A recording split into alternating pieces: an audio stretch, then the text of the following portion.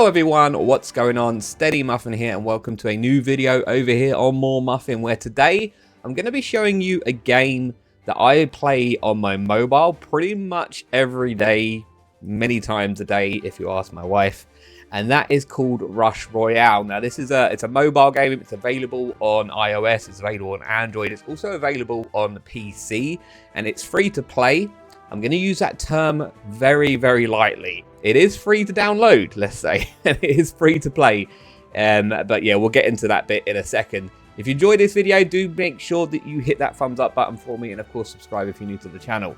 Now I'm going to be showing you basically how this game works a little bit, how I play it, what units I've got. Try to help you guys get into it if you want to. Now on the screen right now, you can see here is Royale. This is how it looks on the PC.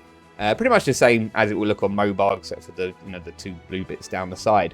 Yeah, so this is where I am with it. I've been playing for like a year or so now, and like I say, it is free to download and free to play, up to a point where you will then have to purchase stuff. Now, of course, nowadays everything's got a battle pass, a premium pass, or whatever, and this game is no different. As you can see here, it says premium pass.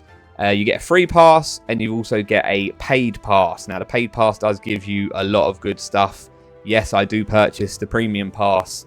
It's like £12 for the season, which is fairly long. It's about a month long. £12, it's expensive in my view. I think it could be a little bit cheaper, but you know, it is what it is. There is also, this is the thing that really gets you, there's also a Hero Tavern pass as well, or heroic pass as well. So it's exactly the same.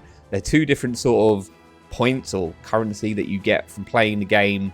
You get these tokens here as well as these tokens here, and it equates to 2 passes basically. So you can activate this one. It's a little bit cheaper. I think this one is £10 or €10, so it's a little bit cheaper than the premium pass. You can actually get it cheaper if you go and purchase it on the My Games website, which is like the launcher, developer, whatever it is, for this game. But yeah, it's expensive. And not only that, if you go to the store, this is your normal daily offers that you get daily. You use gold to purchase these. Pretty good actually, because I've got quite a few legendaries from the shop here.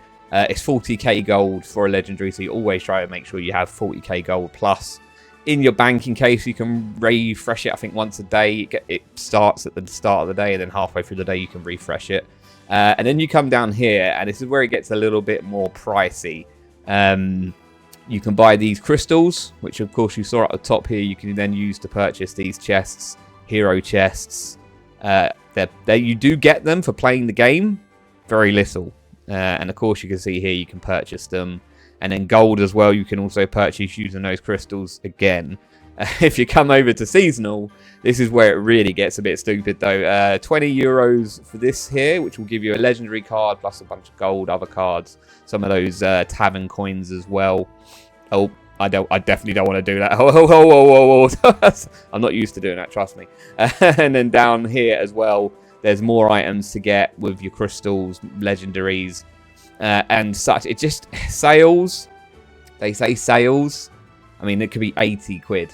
Like, that's not a sale to me. But yeah, it's you want to get far and get all the legendaries, you do need to spend a lot of money. I don't. I literally just buy the battle pass or the premium pass, and occasionally I'll be buying the heroic pass because it gives you extra stuff, and it's the only way to really get on with it. When you do start, you do only start with the common units, which are here in grey, and then you do pick up the rare units quite quickly, mainly from the store.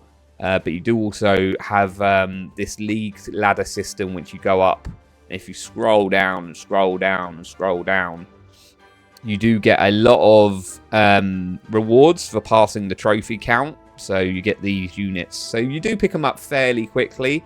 If you're going to start, I would always say, look at what each of these units actually do. Each unit will tell you in the info what it does. I mean, this one just says it has high attack speed. But if you go into the little book, it does attack the very first target on the path. And that's important at the start, I think, because a lot of people will pick Bombardier, maybe Hunter. No, yeah, Hunter.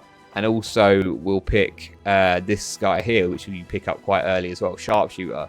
These don't attack the first unit on the board, so you end up attacking units way back and leaving the first few guys just to run on through. Always try and have units that attack the first unit as well as attack further on down the field. And we'll get into a game and we'll show you what I mean. But yeah, they all do slightly. The common units don't do a lot. They do have talents, which you won't unlock for a long time. Trust me on that one. So you'll just get the basic. You level these guys up as you go. So once you get a certain amount of the card, which you will pick up many from the store and by playing the game, you can then level them up. So these ones here, which are in green, mean I can level these guys up. A lot of gold again to level him up. It does increase his stats, makes them better, etc, etc, etc. After you've done units, you've got hero. This is like your special ability that has a cooldown on it. Once you use it, again, you'll probably start off with just trainer. And if you go into the info, it will tell you what he does. Summons a dummy to the path, so basically blocks the path. And it does increase your unit's attack speed for a certain little amount of time as well. So it's always good to do it right at the start of like a boss. When a boss comes in, drop your trainer, increase the speed, try and take that boss out as quick as possible. And of course you get common, you get epic, you get rare, sorry, you get epic, and then you get legendary. I've not got any of the legendary ones yet because they cost a hell of a lot of coins, time, money, etc, etc, etc. Now down here underneath the legends, underneath the heroes is your equipment. You pick this up again as you go along playing the game. You'll get fragments to craft equipment. And you get weapons, armor, and amulets as well. When you start off, not really that important. If you get one, just equip it. It will give you extra, like this instance, the bow and arrow will increase the critical damage of your units, or the sword, which will increase your damage, or the staff, which gives you more mana per monster and stuff like that.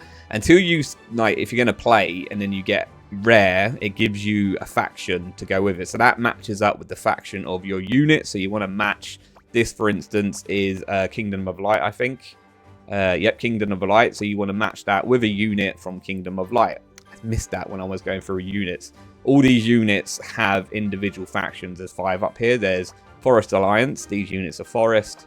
These units are Magic Council. These are Kingdom of Light. These are Technology. And these are Dark Domain. They're your individual factions. They go with your weaponry and also obviously your amulet as well. The idea is to get where I've got here, which is Legendary, but to try and get all 3 the same. But unfortunately, it's RNG. It doesn't match up to when you're merging them. You'll just get something completely different sometimes, which happened to me. This was Kingdom of Light, this spear. I went for Legendary and it ended up being Technology, which was stupid. And I was fuming about it because I've got Kingdom of Light units I want to use it with. So you don't get the full boost, but you do get a boost. And there's enchantments and everything. We can go into another video if we have to. But yeah, that's basically your units. So units are split into individual factions, and they correspond to the faction on your armor or weapon or amulet. Other things these units are split into, which isn't really on here, is some are support units and some are damage units or DPS units. And you need to work out what's what. Mainly, most of the common ones are all damage. Rares is where you start getting some support. So for instance, the banner is a support unit. This will increase attack speed for 4 neighboring units based on merge rank. The cauldron is a support that gives you mana. The grindstone is support. Even priestess is technically support because she just gives you mana as well, but also will attack as well, which is good. Some of them do different ones. All I suggest you do is read the card and see exactly what it does. Then you get to your epic units, mainly DPS, apart from someone like Portal Keeper, who does attack, but his main job is to move your units around, because some units need to be in a certain formation to get a full attack, etc, etc, etc. Then you come to your legendaries. Now, I've got a lot of legendaries, I'm not going to lie. I got really, really lucky with a lot of like free pulls in the shop. And from chests, etc. I got a lot of Blade Dancers, which is why my Blade Dancer is max level and max talents, which is why my Inquisitor, just after they nerfed it, got to max as well. And you do have some support units here as well. Nightstand is really good for support for increasing critical damage. Clock of Power is really overpowered at high level because it slows your opponent down and also boosts yours in attack speed. All of these are this one's the worst one. Nobody likes Shaman players. When you merge a Shaman with another Shaman, it sends over like a debuff to merge down one of your units, which is just so annoying. And pair that with Witch, it's just, you'll know if you'll know, and if you don't, you'll get to know it pretty quick. But yeah, they're the units. As you can see here, I'll show you what sort of teams I'm rocking. You can have only 5 presets, which is really annoying. I wish they'd do more. They really should do more. But I've got Inquisitor deck. Barely use it now because of the nerfs. I've just started playing with this one, Crystal Mancer, because he recently got talents, and I've been leveling up and getting the talents and have a little play with it and see how it works. My Blade Dancer deck is my go-to deck, although there's 2 ways of playing Blade Dancer, thanks to the talents. And then I've also got my Monk deck, which is pretty OP at the moment. That will get nerfed. This is what they do, basically, is they'll make one unit really, really good. So people will go and buy loads of that unit when it comes available in the store, and then they'll nerf it. And it's like, wow, thanks for doing that. But these talents here really change how each unit plays. It really does, because my 5th final deck is also Blade Dancer, but his talent I'm using on this side is Bloom and Dash rather than Floral Frenzy, because it just changes the way that you play it. And I find this right-hand side talent, for instance, works better for protecting it against debuffs, as well as outputting really good damage. There is loads more to go through, and we can go through if you want individual things. There's loads up here to show you what sort of crystals do, dust does, tokens, page of secrets. It's all very complicated at first when you first look at it, but once you break it down a bit, it's not that hard at all. And to play the actual game itself, we haven't even got into that. You can either do PvP, which is putting you up against somebody else. When you first start playing, you'll be playing against bots.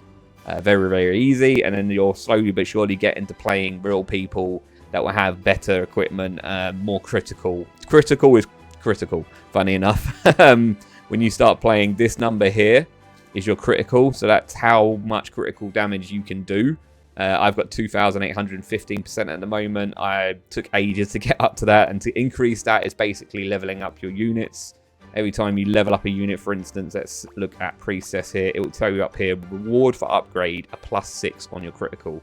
That is a number you do need to look at increasing, and that's why all these guys here are maxed, because I never used them, but to have them maxed gives me all of what I can get. It doesn't show you how much each one gives you now, it's maxed, but you will get more and more as you go up, and that will increase that, which means when you come against people that maybe have the same units as you, same level of units as you, your critical will come through and hopefully get you to win. Obviously, how much you level these guys up as well, because like I said, each of them will get more and more of their stats as you go along, more chance of winning. But yeah, that's the basics. That is the basics. And if we, I was going to drop into a game. I'm wary of doing it because I don't want to increase my trophies too much before Clan Wars. Again, we can cover Clan Wars in the future. Clans are a big part of the game. Being in a clan, being in any clan, you'll get more for being in a clan than you won't being not in a clan. This is a fairly high clan.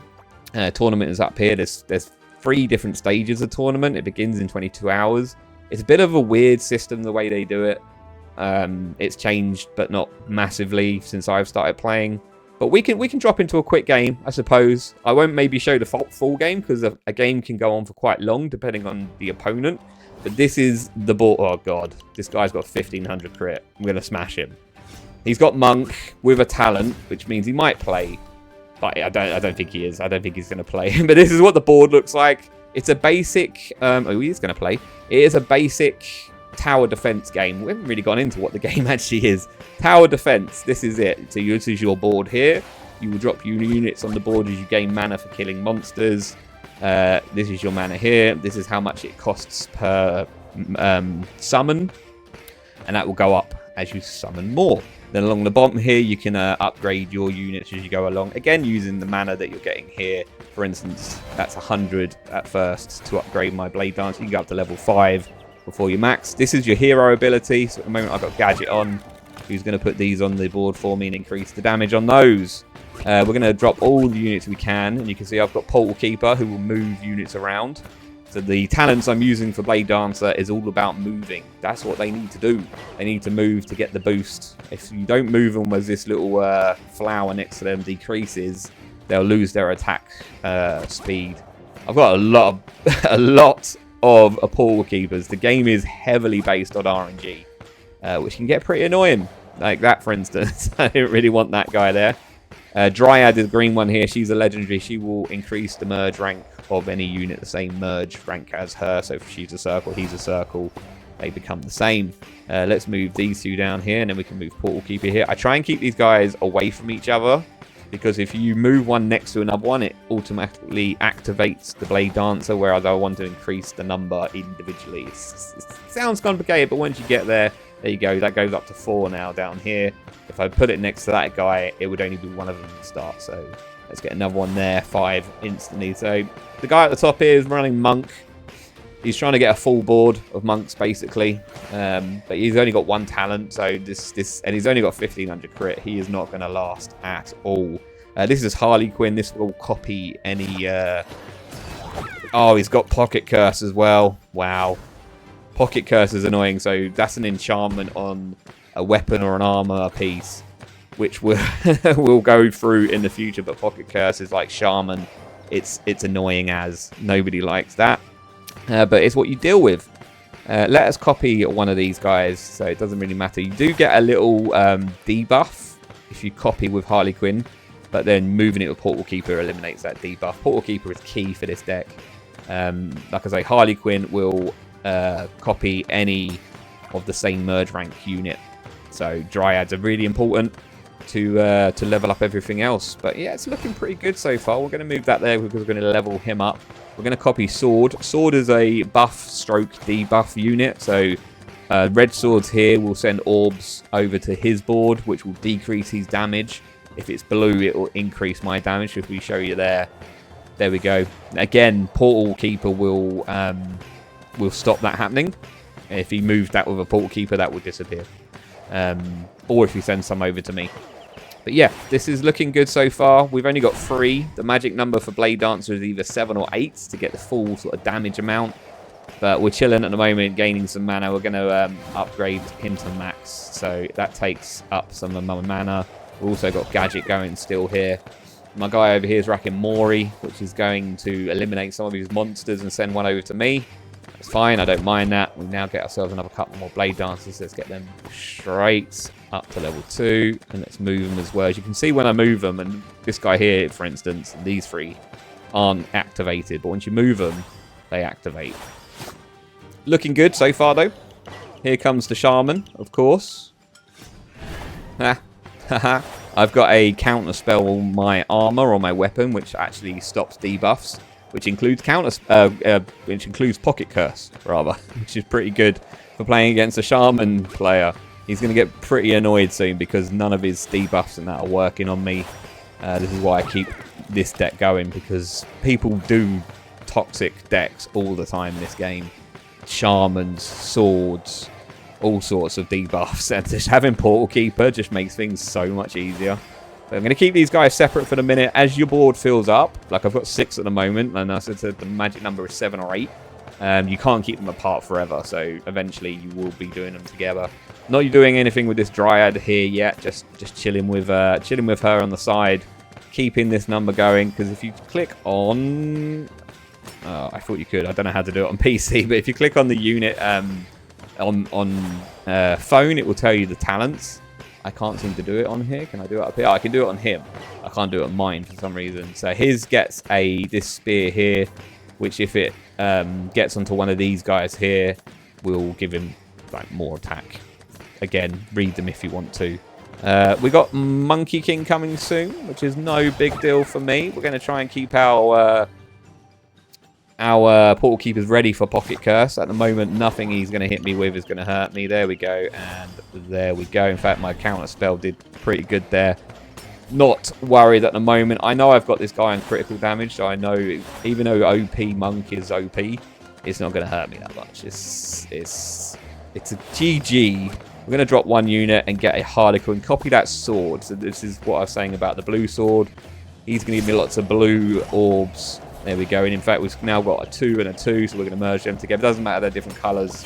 They're swords. Going to give me a couple of buffs, and they're also going to give him some debuffs, which means he's already given me the good game. He thinks this is over. I don't... Yeah, okay. Now he's giving me the white flag. These are emojis that you can pick up during the game. I'm going to give him a thumbs up because he's fully set up now of monks, but he's only got one talent, which means he's not going to be gaining any more merge ranks on those monks. Makes him pretty annoying, but his damage will just fall off eventually, which will just... Ours won't. We'll just continue to increase our damage.